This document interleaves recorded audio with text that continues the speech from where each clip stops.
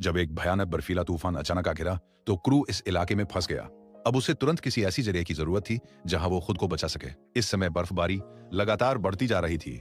जब वो लगभग उम्मीद खोने ही वाला था, तभी झील के किनारे एक अकेली झोपड़ी ने उसका ध्यान खींच लिया। उसे समझ नहीं आया कि यहाँ ऐसी झोपड़ी कैसे हो सकती है, लेकिन इस वक्त उसे बस एक सुरक्षित जगह चाहिए थी जहां वो तूफान से बच सके। वे अंदर गया और झोपड़ी की जांच करने लगा। ये झोपड़ी सच में कमाल की थी। हालांकि ये काफी समय से छोड़ी हुई लग रही थी, लेकिन इसकी बनावट बहुत मजबूत थी और दरवाजे खिड़कियां भी सही हालत में थीं। क्रू ने फैसला किया कि वो पहले इसे साफ करेगा। उसे यहाँ आग जलाकर गर्मी लेनी थी, क्योंकि उसे महसूस हो रहा था कि आज रात तूफान बहुत तेज और ठंडा होगा। अगर इस समय तुम यहाँ फंसे होते और रात का तापमान -30 डिग्री तक गिर जाता और तुम्हें सिर्फ 3 चीजें साथ ले जाने का मौका मिलता, तो तुम क्या लेके आते? खुलकर बताओ। देखते हैं कौन सही चीजें चुनता है। अब हवा थोड़ी कम होने लगी थी, लेकिन बर्फबारी अभी भी बढ़ रही थी। क्रू ने झोपड़ी साफ करने के बाद सोचा कि यह रात बिताने के लिए ठीक है। फिर वह बाहर जाके अपना सामान लाने लगा। लंबे समय से जंगल में रहने के कारण उसके बैग में ठंड से बचाने वाले खास उपकरण थे। अंदर आने के बाद उसने सबसे पहले खिड़कियों को बंद किया। हालांकि बाहर कड़ाके की ठंड और बर्फबारी थी, लेकिन अगर वो अंदर चूल्हा जला लेता तो झोपड़ी गर्म हो सकती थी। उसने पहले चिमनी निकाली और उसे ठीक से जोड़ लिया। फिर वह जंगल में गया और कुछ सूखी टहनियां इकट्ठा की। वापस आकर उसने चूल्हा जलाना शुरू किया। चूल्हा जलने के बाद वह बाहर जाकर चिमनी से निकलने वाले धुएं को देखने लगा और सब कुछ ठीक था। अब सबसे जरूरी काम था उस खिड़की को ठीक करना जिसमें कांच नहीं था।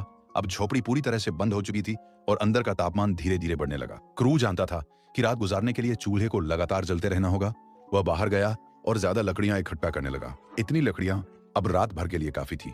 इसके बाद उसने बाहर से कुछ पुरानी लकड़ियां ढूंढी और उनसे फर्नीचर बनाना शुरू किया। क्रू जानता था कि उसके पास ज्यादा समय नहीं है।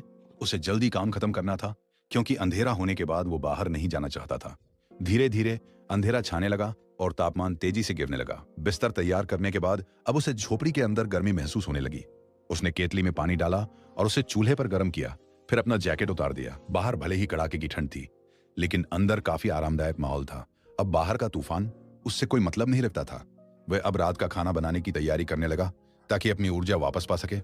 आज वह कुछ खास बनाने वाला था। उसने मांस को काटा और उस पर तीखी मिर्च पाउडर लगाया। यह मिर्च बहुत तेज थी, इसलिए थोड़ी सी ही काफी थी।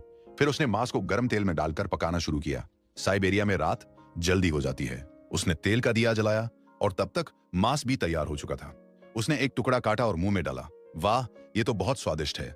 नरम और रसदार मांस और मिर्च की तीखापन उसके स्वाद और शरीर दोनों को संतुष्ट कर रहे थे। खाना खाने के बाद उसने अपने बैग से ऊनी कंबल निकाला और बिस्तर पर बिछा दिया। लेटने के बाद, हालांकि बाहर तूफान अभी भी चल रहा था, लेकिन इस सुरक्षित और गर्म झोपड़ी ने उसे पूरी तरह सुरक्षित कर दिया था। अब वो चैन से सो सकता था